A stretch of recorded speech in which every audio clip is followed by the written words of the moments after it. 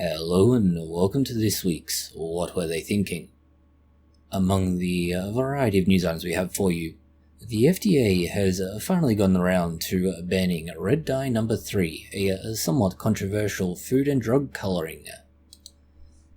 There is a certain benefit to drinking coffee, but you can improve upon that benefit by consuming it at particular times. The definition of obesity using BMI has been changed, and there is a purported scientific justification. An article going over the simplified description of ultra-processed food is bad, and more raw food is good, and how it's not necessarily the case. Octopus have weird central nervous systems. Incredibly large sea bug, somewhere close to the size of a dog, and honestly looking somewhat terrifying. LA has issues with their water supply now, since all its efforts to combat the fire may have contaminated it. Thermo Fisher, one of the largest research manufacturers of devices, has had one of its articles retracted, which sounds rather scandalous. And tracking of bone remodeling once astronauts return to Earth shows that there's a relatively limited time frame for recovery. The timestamps for these and other news items can be found in the description box below. Let's start with everybody's favourite type of lollies, or confectionery if you're American, the red kind. And not because they're better, but because they go faster. Well, they are better, but that could possibly be because they have Red Dye No. 3 included in them. However, your enjoyment of food of this particular colouring may not be as long-lasting.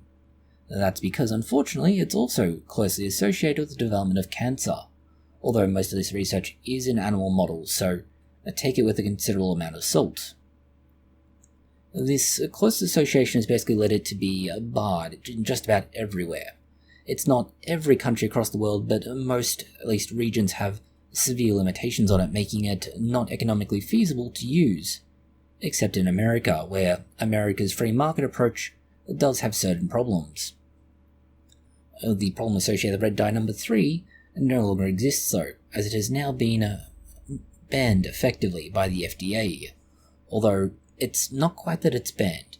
They revoked the authorization for use in food and certain drugs. Now, the difference may seem like semantics, but it is significant. Strictly speaking, banning something means that they've decided it's not safe, whereas removing the authorization is that the FDA has found that there's inadequate evidence to show it is safe. So it's not that they found plausible evidence of danger, rather that they found plausible evidence, or in this case a lack of plausible evidence, that it's safe.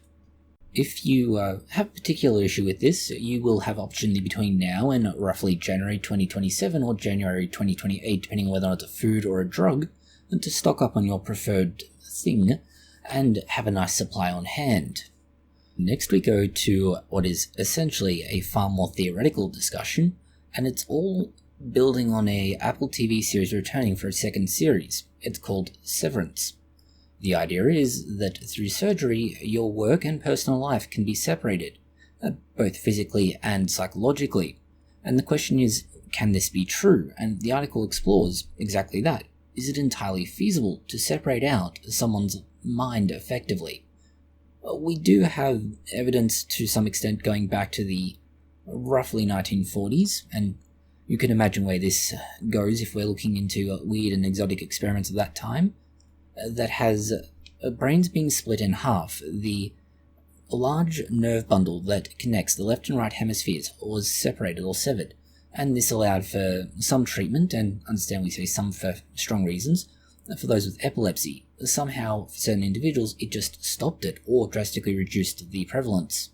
Those people are one subset, but there's an even weirder subset, and it's individuals who are called split brain patients. Essentially, the left and right hemispheres operate completely independently of the other. They're kind of like middle management. They have no idea what the managers are doing and therefore try and make everybody do what they want, when somebody else has already got them doing another task again and often in conflict. In this case, those who have split brain disorders like this can often find that their left and right brain, so to say, or the hemispheres of the brain, are not in outright defiance, but definitely not working conjunctively. For example, one individual thought that they wanted to be a race car driver when one side of their brain was asked, and on the other hand, when the other side of the brain was asked, they wanted to do something else entirely again. And so, we have to look at what goes on, and certainly based on that, you could imagine that the TV series, or in this case, a streaming service series, Severance, is theoretically possible, to an extent, so long as you have the left and right sides of the brain separated out for your personal and professional life. The article goes through in much greater detail both the strengths and arguably weaknesses of the series Severance, but certainly there is a initial theoretical possibility, but once you get into the details you find that, unfortunately, no. And next we have what is far more realistic and certainly far more useful depending on your view of coffee. That is, when you drink your coffee, it may or may not have greater benefit for you. This isn't necessarily new research, to be clear about it. Most people understand that drinking coffee late at night is not good for you, but it works. On the other hand, just about everybody who consumes coffee understands coffee in the morning is good, if not arguably essential. But between early morning and late evening, coffee consumption perception varies widely. You can, of course, if you have the time and interest, explore various things like circadian rhythms, the half-life of caffeine, and so on to figure out just when it is and how much you should be taking to get the maximum effect. But then again, why do so if you don't have to? After all, there's this nice bit of research that theoretically should tell us what we need to know. Now, it's New Orleans research, so we won't hold it against them, mostly because it is at least reasonable data. It involved over 40,000 adults, and of these they had about 1,500, a little bit less, who completed a comprehensive food and drink questionnaire, which isn't necessarily great because, as we've said past, and as we'll say in the future, questionnaires are not necessarily reliable. However, what is reliable in this case is at least they followed them up for about 10 years. So we do know that there's at least a fair amount of data, and hopefully people will have, let's say, gotten bored of trying to make themselves look good and actually given an honest answer at long last. Morning coffee decreases chances of dying, which is something we already know about coffee, and tea and other caffeinated beverages for that matter. They're good for you, except in the case of Coke and Red Bull, things like that tend to be, let's say there are other complications. Then of course you also have a lower chance of dying from things like heart disease. When you look at what time you consume your coffee though, it gets a little more complicated. If you drink your coffee just in the morning, that seems to be the most benefit, at least in terms of their findings. But this is not necessarily true of all individuals. That is, if you drink 2 to 3 cups a day, or even more than 3 cups a day, there are, let's say, other reductions in certain issues. But then again, this research also finds that if you only drink 2 or 3 cups a day, you may also see similar reductions. There's a lot of diversity in the particular outcomes, so we can't just say, this is the outcome. If you look at, say, heart disease, liver disease, metabolic issues, neurological function, just functioning in general, the caffeine consumption through things like coffee is going to vary a lot more. Further to all of that, caffeine, or at least coffee as a whole, and not just the caffeine within it, has a complex effect on the human body. For all we know at this stage, it could well be that, for example, taking caffeine in later in the day could interfere with the circadian rhythm, leading to issues around your heart and health. And conversely, the antioxidant effect of coffee might provide protection from certain things like cancer. And so it's not necessarily early days, as this has been long-running research, but such a complicated, almost Gordian-like knot scenario that you literally have to cut through everything to figure out what's going on. Something that continues to be somewhat contentious is the, benefit of milk, but specifically how a single glass of milk each day could lower your cancer risk. This, again, sounds like it's something stupid and overblown, and to be blunt, it is. But there is, again, some substance to it. Let's be clear about it. The reason this is so important is that they're looking particularly at bowel cancer. Bowel cancer is nasty. It's nasty because it's not easily identified until it's too late. by the time you're pooping blood, the cancer has already progressed a very long way. Or, in the worst case scenario, by the time you've been constipated for several weeks and you finally see a doctor and they do a colonoscopy and find that the occlusion is not because you've had a bad diet, but because you have a growth in your intestine, well, shit's going to hit the fan, both once you finally remove that blockage and, unfortunately, probably when they do an autopsy to figure out why you're dead. Still, there's a lot of questions as to why you think milk would solve this. That's where their findings come into play. Drinking one glass, or one cup, which is roughly 250 milliliters of milk a day, lowers the risk of bowel cancer by about 17%. That's a notable amount, just because other behaviors on a day-to-day basis can notably increase your risk of cancer by about the same. Things like alcohol, for example. So the counteracting effect of milk alone already is notable. The proposed reasons include things like calcium binding to certain substances, for example, oxidative markers that could otherwise damage your gut. There are things like vitamin D, which apparently have anti-cancer properties. And of course, there is various fatty acids and similar within dairy that could bond to other, let's say, dangerous products again. And then finally, there may not be benefits for some people, and this is not something that they've necessarily well explained, and it's because for some individuals it could contribute to cancer. If you are lactose intolerant and you are drinking milk with lactose present, you're causing essentially an allergic reaction. This causes inflammation, and inflammation can then proceed to exacerbate or trigger cancer in certain cases. Therefore, drinking milk with lactose could cause cancer, rather than decrease the risk. Although, again, complexities of everything interacting, much like with coffee, make this a very difficult topic to tease out every bit of detail. Something that is undeniably and absolutely tied to the issue around cancer is obesity, and this is where a change by essentially health agencies to redefine how you use BMI could be a problem.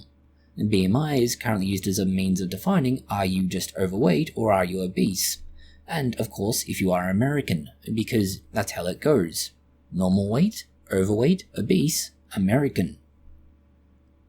The issue here is that, depending on who you are, where you are in the world, and similar, BMI may not be the most reliable indicator. It's essentially a metric that was developed within Europe, or mostly Western countries, therefore people of European descent, and really only specifically had use for those individuals. This meant that other ethnic groups, let's say, didn't necessarily have the same benefits, and because of that, BMI may not be an accurate indicator for them.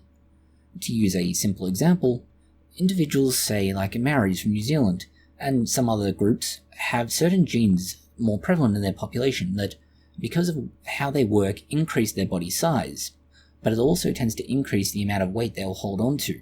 This means that, strictly speaking, whilst they are at a higher risk of various issues associated with increased BMI, their definition of BMI shouldn't necessarily be taken as is, because the way their body works is somewhat different at a biological level. And so you need to look at a range of different people to figure out whether or not it's appropriate to use that particular method to measure them, or if you're better off using other methods or a conjunctive approach of multiple different tests to reach a more, let's say, conclusive conclusion. The problem we have with this is that this new definition essentially puts the cart before the horse. The criteria are varied, with 18 different measures for clinical obesity in adults and 13 for children and adolescents. It includes things like being breathless, when you have obesity-induced heart failure, raised blood pressure, fatty liver disease, issues with bones and joints, and limitations in movement in children, and so on, which isn't all that helpful as these are all very subjective, and the idea with most diagnostic criteria is to have a reasonably clear line, or at least range in which you can say, this is okay or normal, this is the below normal, and this is the above normal range, so you can act accordingly. And they've also separated out a preclinical level of obesity, which has things like levels of body fat, that aren't causing any illness, so essentially, are you overweight? Which, why they call it preclinical obesity and not just overweight is somewhat mind-boggling. And of course, this does seem to be somewhat nonsensical, as it doesn't help with treatment all that much. It certainly does some things that may help with patient management of weight, but it doesn't really help with anything else. Next, we have weird research news into animals, but it's news from the UK and how they're circumventing issues around cloning. Strictly speaking, the UK achieved fame in cloning by cloning Dolly the sheep, which was great. It was more or less the first time we ever did it, and since then we've been able to go ham, except in the UK, where it created such a clamour for reform and contention amongst people that they brought out laws saying, no more cloning in the UK. And that's not good. Strictly speaking, it's not outright banned, but there's a lot of regulatory hurdles and other issues that mean that really outside of any research institute, cloning is not practical. It's possible, but it's just not practical. And even within research institutes, often just more practical to go with, let's have a number of animals and we'll just do it that way. It saves us having to sort out a lot of problems that we just don't need. Gemini Genetics, however, is a company that sort of gets around this whole rule set, because although it's the middleman, so to say, it itself doesn't do any direct cloning.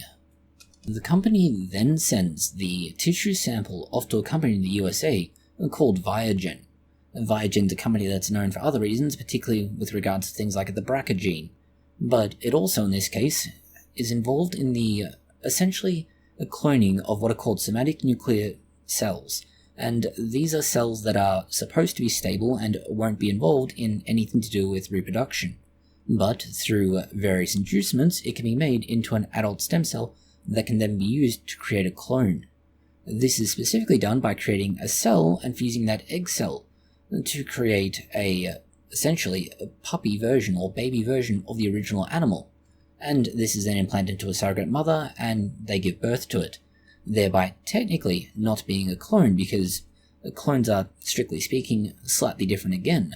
But then the animal's brought back into the UK under the normal regulations. And therefore, technically speaking, Gemini itself hasn't done any cloning. It's just essentially organised all the people involved and taken its cut of the payment. The whole process not being very cheap either. Just the skin sampling process and the storage of it is somewhere between 1,600 and up to roughly 3,800 pounds. If you want to actually have the clone made, then we're talking significantly more at between 40,000 pounds and nearly 70,000 pounds. Admittedly, it's 40,000 pounds for a dog or cat and roughly 70,000 pounds for a horse, and for some people this might actually be a good deal from an emotional point of view. From a practical and professional point of view, it's an absolute scam, but that is just opinion. In further news that will ignite a debate, we have the question over ultra-processed food and whether or not it can be healthy. And the answer to this is yes, all food, as long as you consume it within moderation, can be healthy. The key here is whether or not you're consuming processed food, and particularly ultra-processed food, that actually imparts that necessary benefit. For example, if you exist solely on a diet of cup noodles, cola, and energy bars, you will not survive very well. On the other hand, if you live purely on a diet of kale, celery, and lettuce, you also won't be very well. These are the two extremes of being ultra-processed and essentially ultra-raw food. But you have this more towards the middle scenario. For example, soy milk. Soy milk is definitely ultra-processed. You have things like tofu that are in the same sort of category. But tinned tomatoes, not so much. Then you also have things like, say, certain biscuits, such as rice biscuits, which are largely just cooked rice, being compressed into a biscuit and then dried. Again, more complicated, but still. Or peanut butter, which again is mostly just peanuts, crushed, mixed with a little bit of oil, and there you go. And so we have the question of, is it actually better to have one or the other? And we have to ask this in a continuing scientific study. The study is essentially exactly that. Is it worth looking into? And yeah, it's not going to be so simple as, yes, one is better, the other is worse. It is going to come down to things like, what's the ingredients? Are you consuming in moderation? Do you otherwise have a healthy diet? Are you an at-risk group? Do you have any other comorbidities? And so on and so forth. Of course, all of this means absolutely nothing if people can't actually get this otherwise healthy, ultra-processed food because of things like cost, access to food. For example, Dollar Tree is well known to be set up in food deserts where they can sell whatever they need to sell because there's nowhere else to buy food from, and so on. So the findings for now aren't necessarily going to be helpful, but depending on how the NIH and the government implements this information, it could be useful. In a similar vein, we have the decision in New York to essentially ban students' use of cell phones in class, which, to be frank, we would have thought would already be a thing, if for no other reason than simple basic courtesy. That is, you're in a class, presumably the teacher is teaching you, and the student is trying to learn, and you can't generally be on your phone and achieve both these things, whether it is the teacher being on their phone or the student. This would certainly have to harm the ability to study. And so the signed plan to make legislation that would essentially limit phone use in class and school should, in theory, work. And it might, if America's really, really lucky, help slow down their definite decline in academic achievement and slow descent into madness.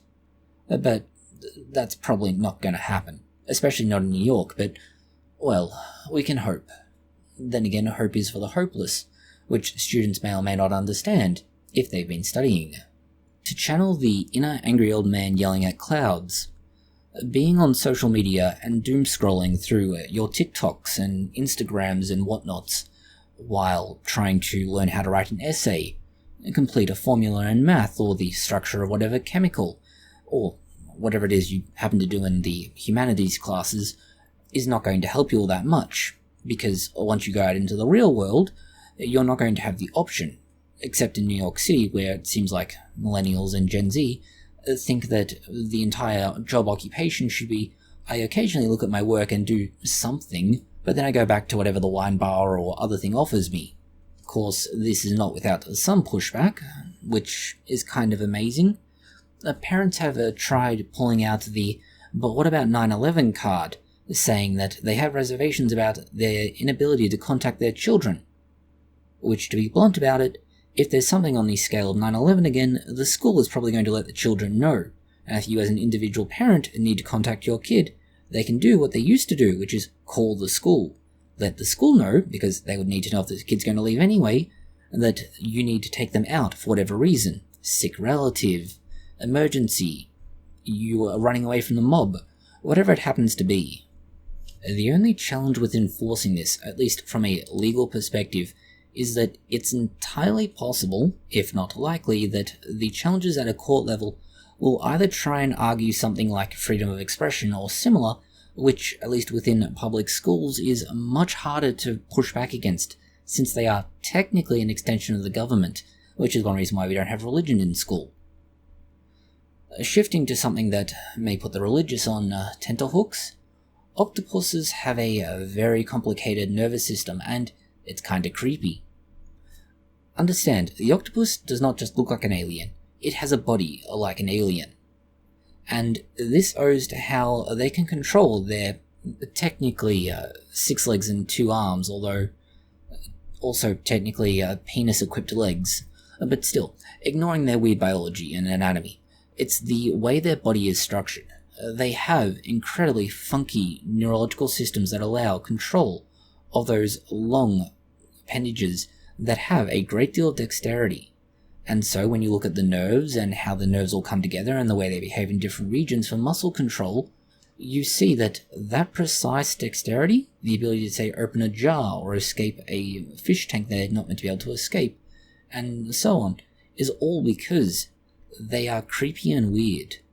Although they're not the only creepy and weird things, because cephalopods, the somewhat larger family of, let's say, animals or fish, that you can technically find octopus under, but in this case it includes things like cuttlefish, have a similar cognitive ability to human children.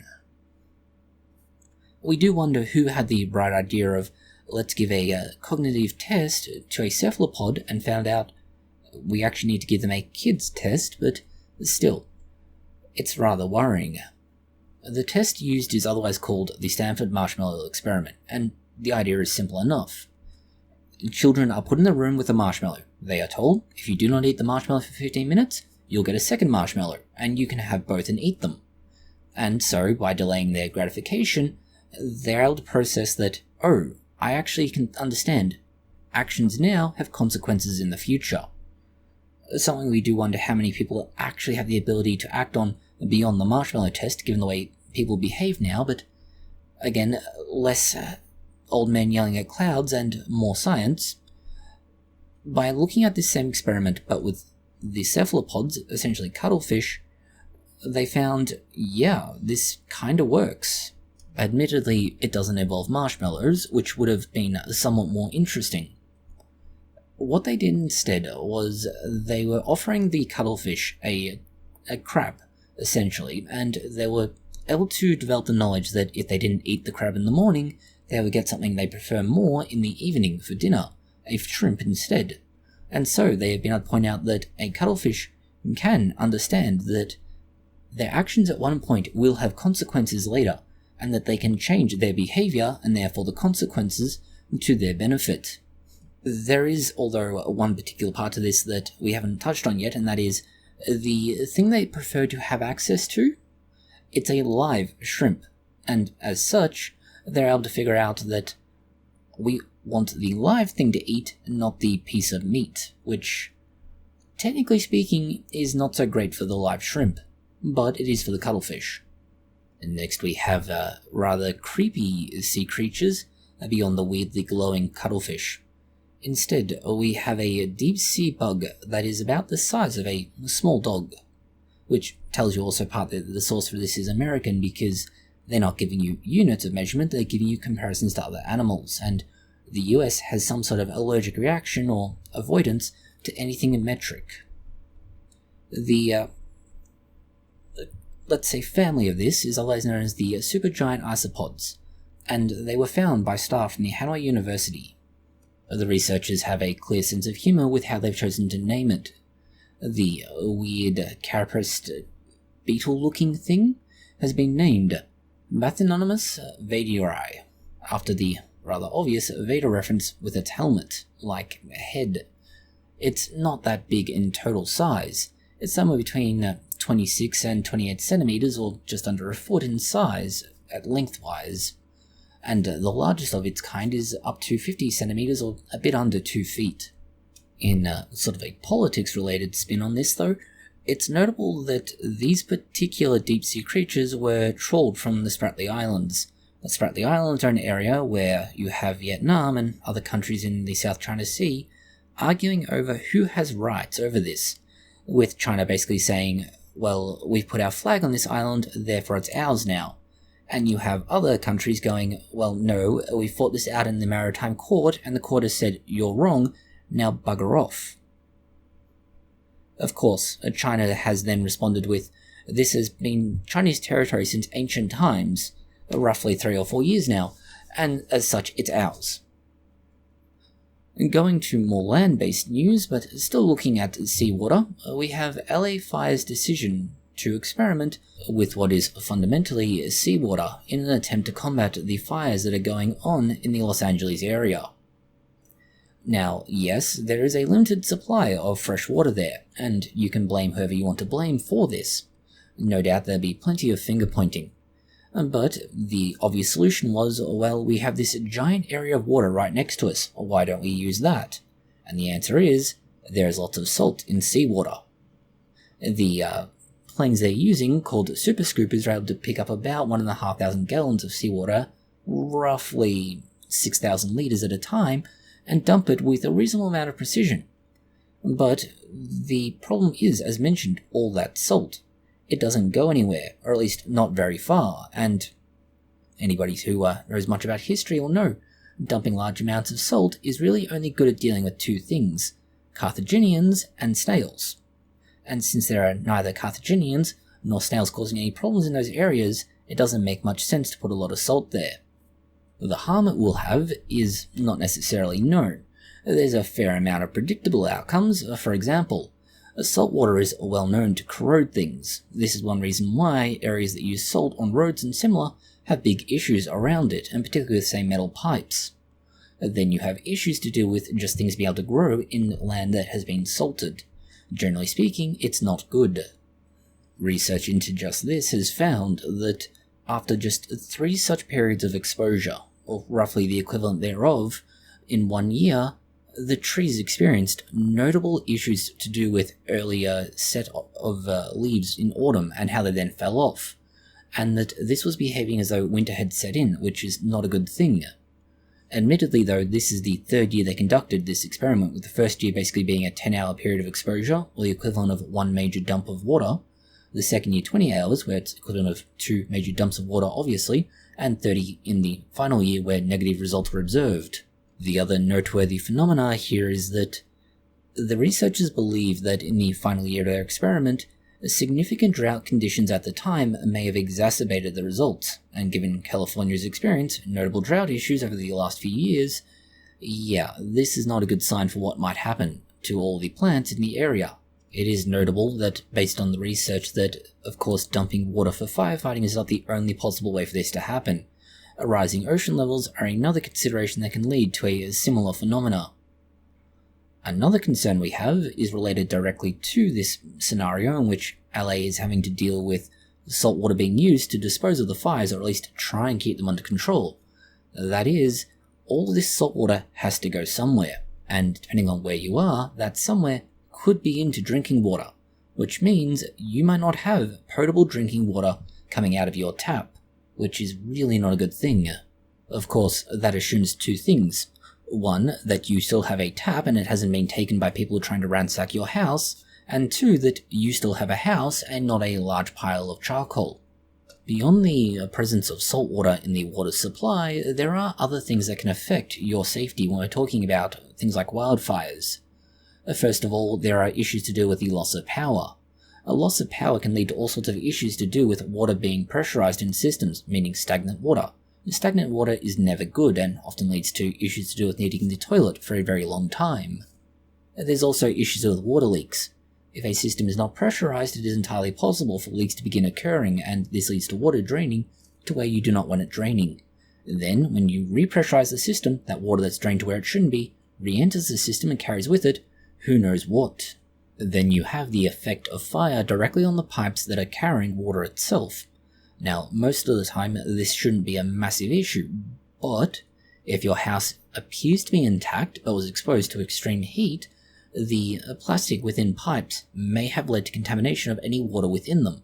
After all, there are various chemicals used in plastic that can be bad for your health if they get into the water that you proceed to drink. And same thing with smoke. The smoke getting into various systems through different means can end up causing problems that lead to essentially the same problem, contamination with various chemicals. So no, unfortunately California is going to have more worries before they are back in the clear, so to say, and that clear is probably going to have to wait for the cloud and smoke cover to blow away, which may take a while yet. And then you're going to have to duck and cover if you're an official after the shit show that will occur with all the finger pointing. Shifting to geological news that's somewhat more interesting, signs of a surprisingly hidden structure within the Earth's core. No, this is not going to be some sort of world of giant creatures, sadly, although seeing either Godzilla or possibly King Kong would be awesome, it's not likely. Instead, what we're likely to have found is a structure within the core area that behaves in a similar manner to the other 4 layers we're more familiar with, the crust, mantle, outer core, and inner core. The difference is that this is detached from one of these. In short, some very smart physicists and geologists noticed that there was weird behavior with the core, and the way that the structure of the iron core was somewhat different. What they believe has happened is that there were 2 distinct cooling events in the development of the Earth as a planet, and that a part of the difference in that cooling phenomena may have led to a slight structural difference, and that structural difference has observable effects when they're trying to conduct these experiments. Going to academic news of a manner of speaking, although perhaps it'd be better to more broadly describe it as research-related news. Thermo Fisher had a scientific article retracted after they found ethical concerns. The short answer is that because they were collecting DNA out of China and there was no informed consent, the gels they ran technically can't be used, at least not ethically. Now, this is an area that's arguably something of a grey zone, mostly because a lot of the time when we're talking about this sort of research, technically speaking, consent isn't necessarily required depending on what it is you're doing and how you've obtained certain samples. Sometimes they are simply part of what you've agreed to when you've had a procedure done. In other cases, however, you do need to specifically say, I agree for this other work to be done with whatever biopsy sample or similar I've provided for purely diagnostic or clinical testing.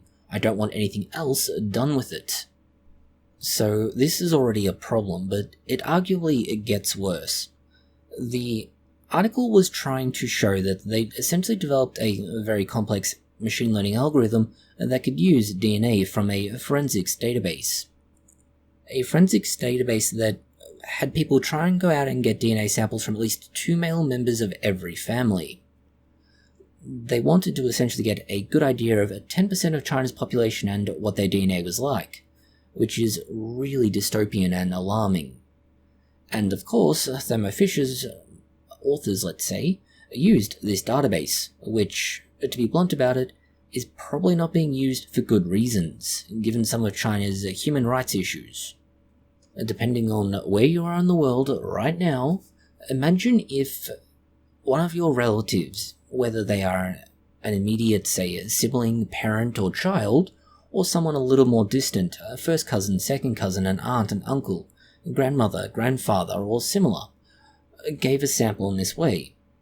Well, they're not that far removed from you, and so theoretically, let's say, forensic analyses might inadvertently ping saying, look, this person is not an exact match, but they're much closer to them than anyone else we've found, so there's a possibility these people are of interest to you. Which, yeah, that's not how the law works. You're not meant to be able to go on a fishing trip in forensic databases to find someone who might inadvertently be caught in that net. These issues are also, in fundamental terms, why the article was retracted, because they couldn't show that given its application, those who had their DNA put into this record system actually gave informed consent. Shifting to more astrological news now, we have the fact that Earth's rotation is slowing down. But that slowing down might also be why we have oxygen, which seem like two completely different and distinct events. You would think, what does oxygen have to do with Earth's rotation? And it is that the duration of our day and how quickly the day changes from day to night and back again may be why we have oxygen. Simply put, certain organisms that contribute extensively to oxygen production on Earth, mostly blue-green algae, emerged about 2.4 billion years ago. But one of the things they need is sunlight for this to happen. Once you have sunlight and this algae together, you get oxygen being produced. If the day is longer, you get more oxygen. If the day is shorter, well, you get less of the blue-green algae and therefore less oxygen production in the end. The thing that may have led to all of this happening in the first place is that the earliest records we can find would indicate, based on fossils, that the day was about 18 hours long, and that is about 1.5 billion years ago. However, with the moon and the gravitational force it exerts on our Earth, it's essentially slowing us down very, very slowly. Well, understand, when we say very slowly, we are talking about 2 milliseconds, or roughly 2 1,000ths of a second every 100 years. So it takes a very long time to get to where we are now, which does also technically mean that in another roughly 1.5 billion years, we're going to have a 30-hour day rather than 24 hours. But that also brings us back to the earlier point. More of this algae in the environment, exposed to sunlight for longer, more oxygen, therefore, more of the life that can come to be, as the algae essentially takes out certain things from the atmosphere and puts other things back in its place.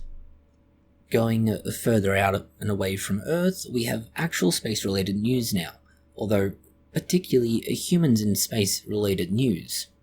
It's how the amount of time you have after returning to Earth from spaceflight is limited when we talk about the recovery of your skeleton. It's been fairly well understood that going into space is not good for your skeleton. In fact, it causes damage in the form that you lose bone mass. Now, the recovery from this is thought to be possible. It's just not suggested that you spend too much time up there, which for most people is not a concern, and then once you return to Earth, you undergo the necessary load-intensive training to rebuild muscle mass and bone mass. However, the question is, how much time do you have before any recovery you might otherwise get isn't there anymore? And they used 17 astronauts to figure this out. The majority of what they found is that the bone formation, or at least the majority of bone formation, 31%, will occur in the first 6 months, meaning that you have between 6 and 12 months after returning to Earth to recover from your time in space. This might not sound all that important, and as mentioned, for most individuals today, it really isn't all that important. There aren't that many astronauts, and that figure isn't likely to grow exponentially in the near future. However, if Musk and others have their way, that might not hold true, and so if we want to start colonizing places like the Mars or Moon, we're going to have to figure this out and find better ways to get people to recover, or at least somewhat minimize the impact that it has on their skeleton, or everybody returning to Earth is going to look like a pancake, because they'll return and their skeleton will collapse underneath them, causing, if not death, significant injury. And the final news item we have for you is NASA sending a shuttle to the Moon, or more accurately a rocket, that's going to explore it. This is part of the return to the Moon that's been touted as a major achievement, and technically it is. It's the Artemis campaign, and it's part of a multi-step process to return astronauts to landing safely on the Moon's surface. Safe being the key word there. Technically we could send astronauts today, but well, they wouldn't be returning, which is generally frowned upon. As such, the commercial lunar payload service, effectively Elon Musk's SpaceX at this point, as unfortunately the attempt by Bezos to get his own going, and the various other companies has, yeah. So, Musk has launched another rocket, and it's going to the Moon. What do they want to do? And what they want to do is use the 10 different payloads on board. There is the Lunar Instrument for Subsurface Thermal Explanation with Rapidity, otherwise called LISTER. You have the Lunar Planet Vac, the Next Generation Lunar Retroflector. You have the Regolith Adherence Characterization, Radiation Tolerant Computer, Electrodynamic Dust Shield, Lunar Environment Heliospheric X-ray Imager, Lunar Magnetoluric Sounder, Lunar GNSS Receiver Experiment, and Stereo Camera for Lunar Plume Surface Studies. We're not going to go through each of these individually. Just understand, you can find a link to them in the description box below, and you can read what each does. But it does mean that we are significantly closer than we were before to getting to the Moon again. And hopefully be able to do something with that, rather than what we have previously, which is get to the Moon, look around, go, there's nothing here, send a few more people to the Moon to see if there really isn't anything there, and then just go, leave it be for now, and put it on the shelf and forget about it, which sucks. Fortunately, we appear to have another superpower pushing America to achieve greatness, and whether or not they do is, well, a different matter entirely. That's all the news we have for you this week. Thank you for watching this video. If you have found it interesting, consider liking, sharing, and subscribing. And please do post any comments, questions, or suggestions you have below.